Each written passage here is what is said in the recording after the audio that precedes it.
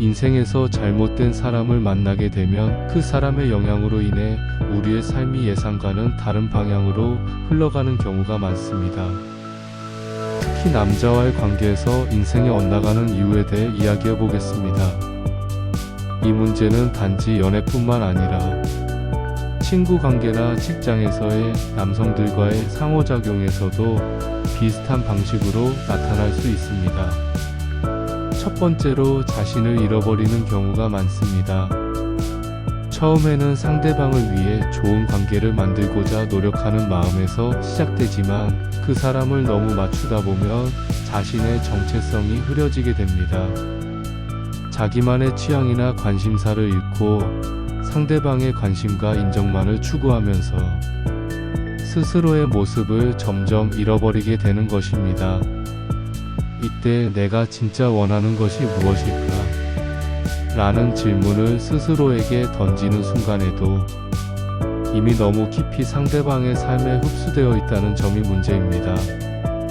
자아를 잃어버리면서 점점 그 관계가 나에게 부정적인 영향을 미치고 있다는 것을 뒤늦게 깨닫게 되는 경우가 많습니다. 두 번째는 나의 가치를 낮추는 행동입니다. 어떤 남자가 자꾸만 나를 가치 없는 존재처럼 대한다면 우리는 그 사람의 행동에 따라 내 가치가 결정된다고 생각할 수도 있습니다. 그 사람의 무시나 경멸적인 태도가 내 자존감을 갉아먹고 그로 인해 점차적으로 스스로를 과소평가하게 됩니다. 나 자신을 존중하는 법을 잊고 그의 인정만을 받으려 하다 보면 점점 더 자신감을 잃고 자기 존중을 할 수 없게 됩니다. 때로는 상대방이 나를 낮추고 나를 무시하는 행동을 계속해서 반복하면서 나는 이렇게 대접받을 만한 사람일까? 라는 의문이 들게 되는데 그럴 때 우리가 그 관계에 계속 묵혀 있으며 인생의 많은 부분에서 자신감을 잃게 됩니다. 세 번째로 상대방의 문제를 내 문제로 만드는 경우가 많습니다. 많은 사람들이 사랑에 빠지면 상대방의 문제에 과도하게 몰입하게 되곤 합니다. 남자가 힘든 상황에 처하거나 감정적으로 불안정할 때 이를 자신의 문제처럼 끌어안고 그가 일어설 수 있도록 돕겠다고 다짐하게 되죠.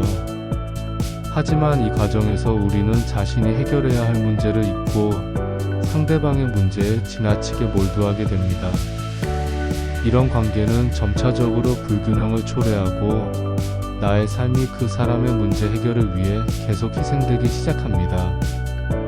결국 내가 이 사람을 위해 너무 많은 에너지를 쏟으면서 내 삶의 균형을 잃고 그 사람이 변화할 기회를 줄여주는 셈이 됩니다. 네 번째로 의존적인 관계로 흘러가는 경우입니다. 때때로 남자에게 지나치게 의존하는 것이 나쁜 습관처럼 형성되기도 합니다. 내가 그 사람 없이는 아무것도 할 수 없을 것 같다는 생각에 빠지게 되면 모든 결정을 그에게 맡기게 되고 심지어 자주 연락하지 않으면 불안해집니다. 이런 의존적인 관계는 시간이 지나면서 나를 더욱 약하게 만들고 상대방은 나를 하나의 종속적인 존재로 여기게 됩니다. 이런 관계에서 벗어나기 어려운 이유는 내가 다른 사람에게 의존할 수밖에 없다고 믿기 때문입니다. 시간이 지날수록 이 관계는 더 깊어지고 결국 나는 나 자신을 잃고 그 사람의 결정에 따라 삶을 살게 됩니다. 다섯 번째는 변화가 없다는 점입니다. 처음에는 매력적이고 즐거운 시간을 보내며 모든 것이 순탄해 보이지만 시간이 지나면서 관계가 계속해서 정체될 때가 많습니다. 만약 상대방이 나에게 끊임없이 동일한 행동을 반복하거나 자신이 성장하려는 노력 없이 고집을 부린다면 나의 삶도 정체되기 시작합니다. 그리고 우리는 이 관계에서 나의 발전이나 성장보다는 상대방을 맞추는데 에너지를 소비하게 됩니다. 이로 인해 삶이 점차적으로 단조로워지고 나의 삶에서 진정한 의미를 찾을 수 없게 됩니다. 지속적으로 발전하는 관계는 없고 단지 서로 반복되는 패턴만 있을 때 결국 나는 내 삶을 계속해서 밀어두고 상대방에게 의지하게 됩니다. 6번째는 과거의 상처를 치료하려는 시도를 하는 것입니다. 어떤 남자는 과거의 상처나 트라우마를 숨기고 다른 사람과 새로운 관계를 시작하려고 할 수 있습니다. 이때 우리가 그의 상처를 내가 치유해 줄 수 있을 것이라는 생각을 하게 되면 관계가 불균형으로 흐르게 됩니다. 우리는 그 사람이 고쳐지기를 바라고 그가 좋아질 수 있도록 모든 것을 희생하려고 할 수 있습니다. 그러나 이건 상대방의 내면의 문제를 내가 해결하려는 것에 불과하며 결국 나 자신도 감정적으로 지치고 그 사람에게 의지하게 됩니다. 결국 내가 그의 상처를 치유해 줄 수 없다는 사실을 깨달을 때 관계는 이미 지나치게 얽히고 복잡해져 버립니다. 7번째는 남자에게서 사랑을 얻기 위해서 지나치게 자신을 낮추는 것입니다. 사랑을 얻고 싶어서 자꾸 자신을 무시하거나 상대방의 모든 요구를 들어주려고 하는 경우가 많습니다. 내가 좋아하는 만큼 그도 나를 좋아할 것이다 라는 생각을 가지고 상대방의 감정을 조정하려는 노력도 하게 됩니다. 하지만 이런 행동은 오히려 역효과를 불러일으키며 결국 상대방은 그 관계를 소중히 여기지 않게 됩니다.